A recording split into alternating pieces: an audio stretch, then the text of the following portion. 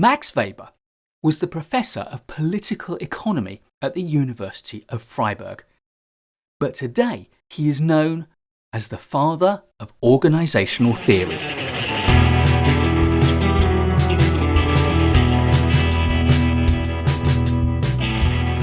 Max Weber studied different types of bureaucracies, and in his 1947 book, The Theory of Social and Economic Organization, he looked at different organizations and classified them according to how they use power and authority.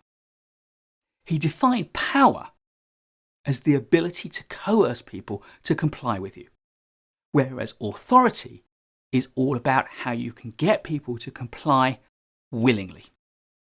In understanding his three types of organizations, he avoided looking at the superficial hierarchical structure of the organization, but rather looked at how managers get things done within them. The first of his organizational types was the charismatic organization, typically led from the top by one single charismatic individual.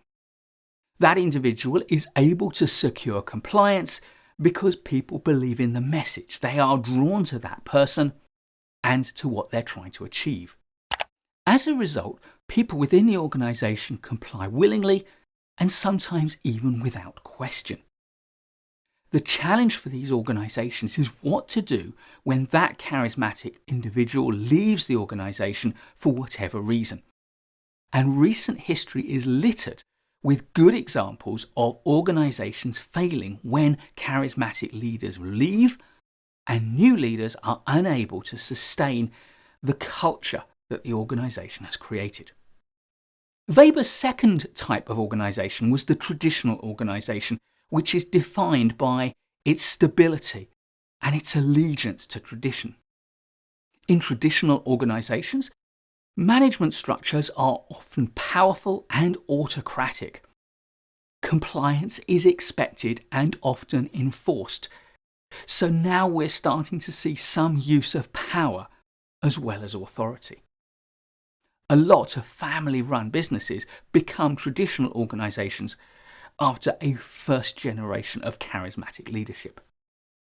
Weber saw his rational legal organization as the way towards the future. To Weber, this was an efficient modern organization that set out roles which were designed to meet the purposes that the organization needed.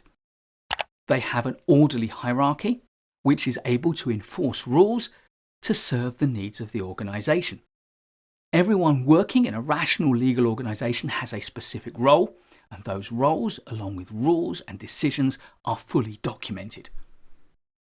Rational legal organizations become highly efficient because they seek to eliminate subjective, personal, and irrational thinking.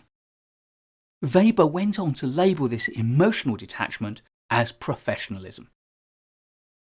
Weber saw his rational legal bureaucracy as a good thing. It offered efficiency, job security, and a clear separation between work life and social life around it. An efficient organisation, Weber said, resembles a well-functioning machine. Now, of course, this focus on rational legal bureaucracy is seen as rigid and, well, bureaucratic. The word bureaucratic has become a term of abuse. Whilst Weber saw it as a label for efficiency, we now see it as a constraining force within organisations. However, we must acknowledge that Weber himself saw that there was a threat within this organisation that workers would see themselves as nothing more than cogs in a machine, and he knew that this was something that the leaders of the organisation had to work around and overcome. Regardless of this, though, history has not been kind to Weber, and he is not well remembered, but he should be, because his revolution of a rational legal bureaucracy fired up a huge revolution in the way that particularly US businesses were organised, leading to the huge successes of businesses like General Motors and ITT in the mid-20th century. Please do hit the like button if you've enjoyed this video. There's loads more great management courses content to come, so please do subscribe to the channel and hit the notification bell so you don't miss any of it. I look forward to seeing you in the next video, and in the meantime, keep learning.